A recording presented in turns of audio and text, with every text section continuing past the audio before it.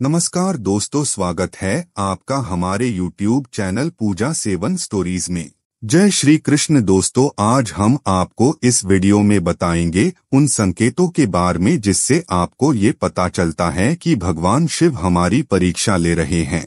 पहला संकेत, अगर यह 2 संकेत आपको मिलते हैं तो भगवान शिव आपकी परीक्षा ले रहे हैं। कहते हैं कि जब महादेव किसी की परीक्षा लेते हैं तो उसे इंसान की संपूर्ण आस्था को झिंझोड़ कर देते हैं। मतलब उसे इंसान का जो भगवान शिव पर विश्वास है वो पूरी तरह डोल जाता है। पर इस सब के बाद भी जो भगवान शिव पर अपना अटूट विश्वास बनाए रखता है तो वही इंसान शिव द्वारा ली गई परीक्षा में सफल हो पाता है और उसे जीवन में वो सब कुछ मिलता है जो उसने कभी सपने में भी नहीं सोचा हो। ऐसे इंसान पर महादेव का आशीर्वाद हमेशा बना रहता है कि आपकी लाइफ में प्रॉब्लम्स और चैलेंज बढ़ जाते हैं। जब भगवान आपकी परीक्षा लेते हैं तो वह आपको लाइफ में बहुत से प्रॉब्लम्स और चैलेंज देते हैं। इसके पीछे का ईश्वर आपको मजबूत बनाना होता है ताकि आप उन सभी बाधाओं को पार करके एक बेहतर और अच्छा इंसान बन पाए। इस बात को जरा ध्यान से सोचो, अगर आपकी लाइफ में प्रॉब्लम्स और चैलेंज ही नहीं होंगे तो आप किस प्रकार एक मजबूत, बेहतर और अच्छे इंसान बन पाओगे। एक बात हमेशा याद रखना, भगवान भी उसकी मदद करते हैं जो खुद कुछ करने की हिम्मत रखता हो, ना कि हाथ पे हाथ धरे बैठकर बस उम्मीद लगाए कि काश बिना कुछ किए ही मुझे सब कुछ मिल जाए। बिना कुछ किए तो भगवान का आशीर्वाद तक नहीं मिलता। उसके लिए भी भगवान के सामने हाथ जोड़ने पड़ते हैं और सच्चे मन से उनको प्रणाम करना पड़ता है। अगर आपकी लाइफ में प्रॉब्लम्स और चैलेंज हैं तो बस इतना समझ लेना कि आप में कुछ तो खास बात है जो भगवान आपकी परीक्षा ले रहे हैं। दूसरा संकेत, भगवान आपको प्रॉब्लम्स और चैलेंज देकर आपकी परीक्षा लेते हैं। इस तरह वो कभी कभी एकदम से आपका जीवन सुख और खुशियों से भर देते हैं। यह भी उनकी एक परीक्षा ही होती है। और दुखद बात तो ये है कि बहुत से लोग इस समय में भगवान को भूल जाते हैं। जब उनका समय बहुत अच्छा चल रहा होता है तो उनको भगवान की जरूरत महसूस ही नहीं होती और वो उसे सुख को ही अपना सब कुछ मान लेते हैं। भगवान आपको जीवन में सुख और खुशियां देकर आपकी परीक्षा लेते हैं कि क्या आप सुख में भी उनको याद करते हो, या जब आपका बुरा समय चल रहा है बस तभी भगवान की याद आई है। दुख में तो हर कोई भगवान को याद करता है, पर सुख में कहाँ, जो इंसान सुख में भी भगवान का नाम लेता है और उनकी निरंतर भक्ति करता है वही एक सच्चा भक्त होता है। और ऐसे इंसान पर भगवान शिव की कृपा हमेशा बनी रहती है। चाहे उसके जीवन में सुख हो या दुख, भगवान शिव हमेशा उसके साथ होते हैं। तीसरा संकेत, बाहरी सहायता का अभाव। कभी कभी ऐसा भी होता है कि जब आपको सबसे अधिक सहायता की आवश्यकता होती है तब कोई भी आपकी मदद के लिए सामने नहीं आता। यह संकेत हो सकता है कि शिवजी आपको अपनी आंतरिक शक्ति और आत्मनिर्भरता को विकसित करने के लिए प्रेरित कर रहे हैं। यह समय होता है जब आपको खुद पर और शिवजी पर विश्वास करना सीखना होता है। आत्मनिर्भरता और आत्मबल को मजबूत करने के लिए शिवजी आपकी सहायता नहीं करते ताकि आप अपनी शक्तियों को पहचान सके और अपने भीतर की ऊर्जा को जागृत कर सकें।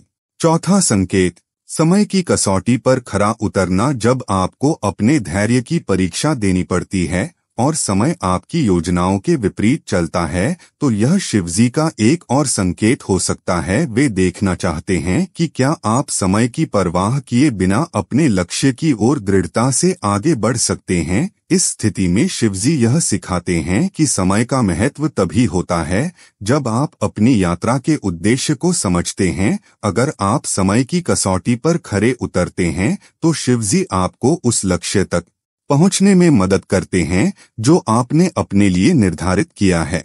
पांचवा संकेत, साधना में विघ्न। जब आपकी साधना, पूजा या ध्यान में बार बार विघ्न उत्पन्न होते हैं तो यह भी शिवजी की परीक्षा का संकेत हो सकता है। वे देखना चाहते हैं कि क्या आप इन बाधाओं के बावजूद अपनी आध्यात्मिक यात्रा को जारी रख सकते हैं। यह समय होता है जब आपकी भक्ति की सच्चाई और समर्पण की गहराई की परख होती है। अगर आप इन विघ्नों के बावजूद अपनी साधना को जारी रखते हैं तो यह आपकी अडिग आस्था का प्रमाण है और शिवजी आपकी तपस्या से प्रसन्न होकर आपको आशीर्वाद देते हैं। छठा संकेत, जीवन में बार बार की असफलता। अगर आप अपने प्रयासों में बार बार असफल होते हैं तो यह शिवजी की एक महत्वपूर्ण परीक्षा हो सकती है। वे देखना चाहते हैं कि क्या आप हर असफलता के बाद भी अपने संकल्प और विश्वास को बनाए रख सकते हैं। असफलता के यह क्षण आपको यह सिखाते हैं कि सच्ची विजय वही होती है जो कठिन परिश्रम, विश्वास और धैर्य से प्राप्त की जाती है। शिवजी चाहते हैं कि आप असफलता से डरे नहीं बल्कि उसे अपनी ताकत बनाने के लिए इस्तेमाल करें। सातवां संकेत, आंतरिक संघर्ष। जब आपके भीतर नैतिक और आध्यात्मिक संघर्ष होते हैं तो यह शिवजी की परीक्षा का हिस्सा हो सकता है। वे देखना चाहते हैं कि क्या आप अपने भीतर के द्वंद्व को समझ सकते हैं और सही रास्ते का चुनाव कर सकते हैं। यह संघर्ष आपको आत्मविश्लेषण और आत्मज्ञान की ओर प्रेरित करता है। शिवजी चाहते हैं कि आप अपने भीतर की अच्छाई और बुराई का सामना करें और उस पथ का अनुसरण करें जो आपके और आपके आसपास के लोगों के लिए सबसे अच्छा हो। आठवां संकेत, आशा का अंत। जब आपको ऐसा लगे कि आपकी सारी उम्मीदें टूट चुकी हैं और आगे का कोई रास्ता नहीं है तो यह शिवजी की अंतिम और सबसे कठोर परीक्षा हो सकती है।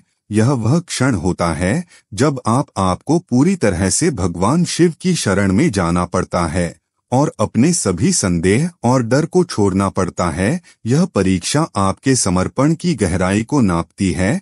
जब आप अपनी सारी आशाएं और प्रयास शिवजी के चरणों में अर्पित करते हैं तभी आप उनके अनुग्रह के पात्र बनते हैं। यह वह क्षण होता है जब शिवजी आपको अपने सच्चे स्वरूप से परिचित कराते हैं और आपके जीवन को नई दिशा देते हैं। शिव अपने भक्तों की परीक्षा क्यों लेते हैं? इसका उत्तर सरल है, उन्हें मजबूत बनाने के लिए और उन्हें भौतिकवादी आवश्यकताओं से ऊपर उठने में मदद करने के लिए तथा उन्हें आत्मज्ञान बटा ज्ञान के मार्ग पर ले जाने के लिए। शिव चाहते हैं कि उनके भक्त मजबूत हों और अपनी समस्याओं से खुद निपटें, जिससे उन्हें दूसरों पर कम निर्भर रहना पड़े। मधुर स्वभाव और विनम्र लोगों का साथ भी ईश्वर कभी नहीं छोड़ते हैं। अगर सपने में लगातार मंदिर या फिर भगवान की छवि दिखाई दे तो माना जाता है कि आप पर भगवान की कृपा बनी हुई है। अगर किसी महत्वपूर्ण कार्य में गलत निर्णय लेने से पहले मन में कुछ संशय आ जाए और आपको निर्णय लेने से रोक ले तो समझो ईश्वर आपके साथ हैं। उम्मीद करते हैं कि आपको इस वीडियो से कुछ नया जरूर सीखने को मिला होगा। आपको वीडियो कैसी लगी हमें कमेंट बॉक्स में जरूर बताएं। अगर वीडियो के दौरान मुझसे कोई गलती हो गई हो तो मैं माफी चाहता हूं। यहाँ यह बताना जरूरी है कि हम किसी भी तरह की मान्यता जानकारी की पुष्टि नहीं करते हैं। किसी भी जानकारी या मान्यता को अमल में लाने से पहले संबंधित विशेषज्ञ से सलाह लें। दोस्तों, अगर आपको ये वीडियो अच्छा लगा तो कृपया करके वीडियो को लाइक और कमेंट बॉक्स में हर हर महादेव जरूर लिखें और वीडियो को शेयर जरूर करें और चैनल को सब्सक्राइब करें। धन्यवाद। ओम नमः शिवाय।